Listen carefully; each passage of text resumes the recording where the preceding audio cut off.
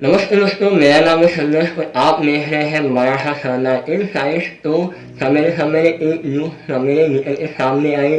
जैसे ही मैंने ट्विटर को ओपन किया तो मेरे सामने जो वीडियोस आए उससे तो यही पता लग रहा था कि यूएस नेवी ने जो हouthis है उनके ऊपर में हमला कर लिया।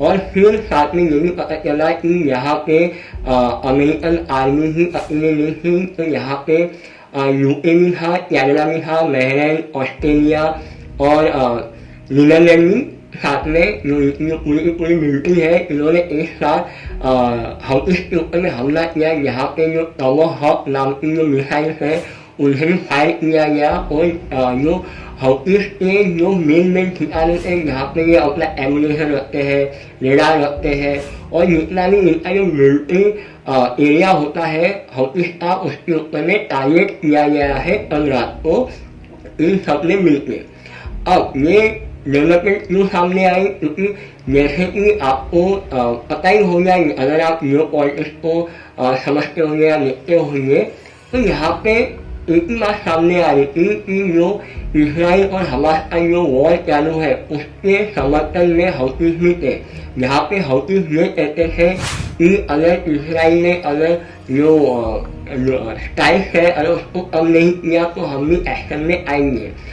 पर यहाँ पे इन्होंने जब ही स्ट्राइक करने की कोशिश की, यानी कि उनके पास में जो मिसाइल है वो फायर किए तो वो वहाँ तक के पहुँच नहीं पाई। अब ये क्यों नहीं पहुँच पाई, क्योंकि ऑलरेडी गल्फ ऑफ एडन में जो यमन के ही नीचे है और सोमालिया के नीचे छोटा सा गल्फ है, वहाँ पे यूएस नेवी डिप्लॉयड है।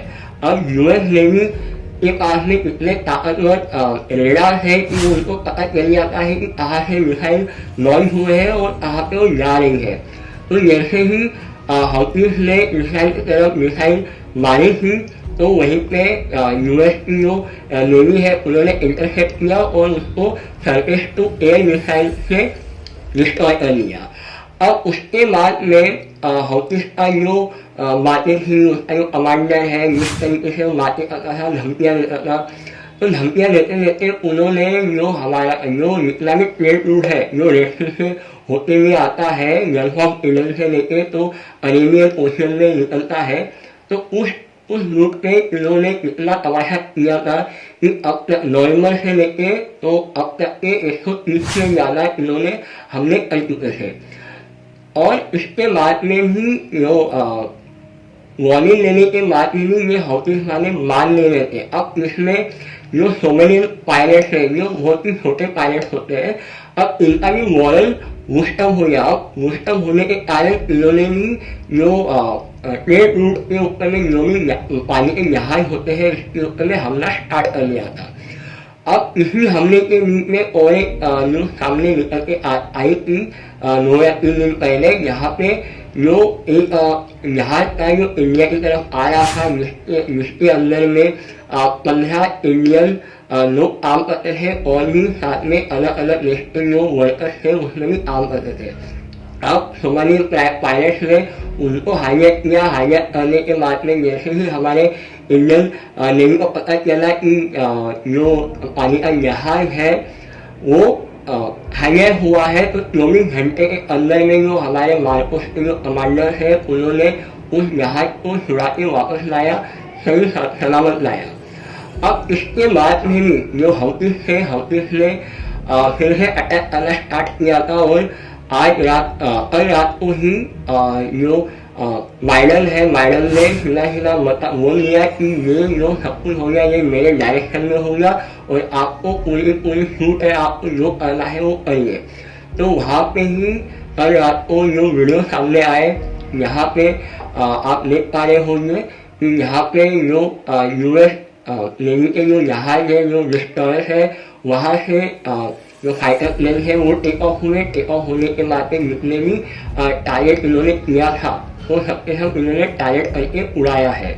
और उस टारगेट में जो भी हouthis के जो ठिकाने हैं यहाँ पे ये अपने मिसाइल रखते हैं, एमुनेशन रखते हैं, रेडार रखते हैं और इनका जो भी कम्युनिकेशन का जो बेस है इसको सबको उड़ा लिया है।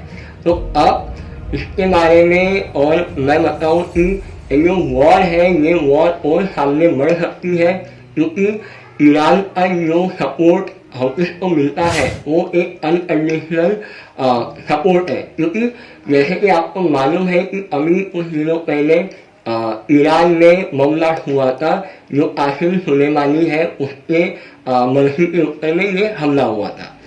अब जो कासिम सुलेमानी है तो इसने इतना बड़ा नेटवर्क बना के रखा था कि जो भी फॉरेन फंडिंग आती थी ईरान को, तो ईरान इसमें ही यूज करता था। यहाँ पे ये फंड करता था छोटे छोटे से जो आतंकवादी संगठन है इनको मजबूत करने के लिए।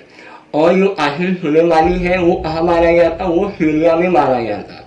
अब वो सीरिया में क्या कर रहा था, एक देश का जो कमांडर है वो वहाँ पे क्या कर रहा था, वो वही कर रहा था। तो उसी को देखते हुए उसको अमेरिका ने उड़ा दिया था।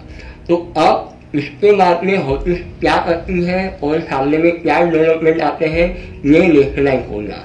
अगर इसके ऊपर में कुछ और अपडेट आता है तो मैं आपको वीडियो बना के अपडेट देता रहूँगा। तब तक के लिए जय श्री राम, जय हिंद, जय भारत।